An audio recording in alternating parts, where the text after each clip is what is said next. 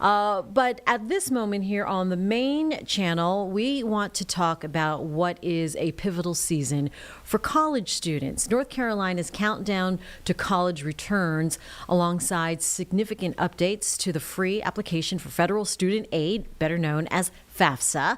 Tamika Ruffin is an associate outreach director of NC State Education Assistance Authority to discuss what these changes mean. Tamika, good morning. First of all, thank you for joining us here live. Good morning. All right, so Tamika, what are some of the changes that families need to know to process this year on any kind of FAFSA application? Yeah, so the FAFSA, of course, is the students' access to getting a college offer, a financial college offer from colleges. And so some of the main things that we're excited about this year is that, for one, the application has been simplified, so it's a lot shorter for students to complete, about 15 to 20 minutes. Also, students can, usually for any website, you have to create a login. So students can also create a login and apply on the same day, which is really great and useful for people on the go.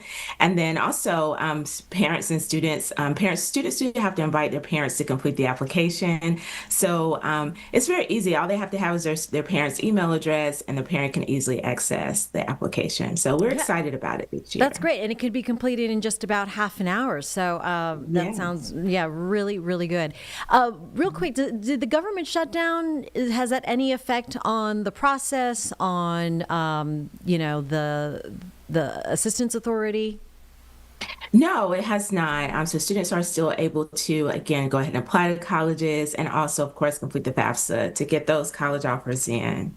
All right. After so many years of delays, why was it important for FAFSA to open on time this year? Yeah, it's so important because, the money is because kind of the glue to what holds this whole process together. A lot of families want to know, like, what is going to be the college's obligation for college and what's going to be theirs. And so having the FAFSA to open early helps those families to kind of start planning to making sure that they're getting all of the necessary applications done, and giving students more time to get the things done that they need to complete the college process. What, for families, if they are concerned about financial aid, what guaranteed scholarships are tied specifically then to completing the FAFSA this year? Yeah, so it's a great day to be a resident of North Carolina. If you live here in the state of North Carolina, we do have the Next NC scholarship, which is really beneficial for students whose family income is $80,000 or less a year.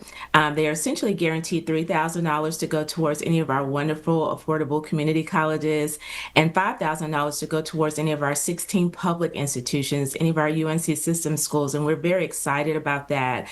Students are also given the ability, if they're thinking about applying to any of our private colleges in our state, we also have the North Carolina Need-Based Scholarship, which they're being considered for that as well. So being a resident of North Carolina is really good, and we're encouraging students to complete that FAFSA just to see if they're eligible and can see what they can get through their state.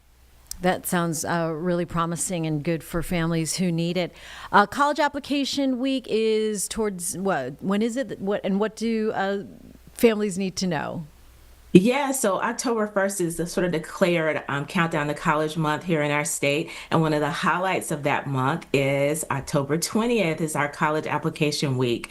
This is where students can apply to multiple colleges in our state without having to pay that application fee. As you're looking at ways to try to save money for college, any dollar helps that you don't have to pay for. And so starting October the 20th through the 26th, students will be able to apply to many colleges in our state. We do have a list of those colleges on the CFNC website that they can see who's participating. Oh, fantastic. And what is that website? The website is cfnc.org/C2C. That'll take you directly to the Countdown to College page. Any other resources that people can, or do they just need to go to that website to access any other resources and toolkits possibly?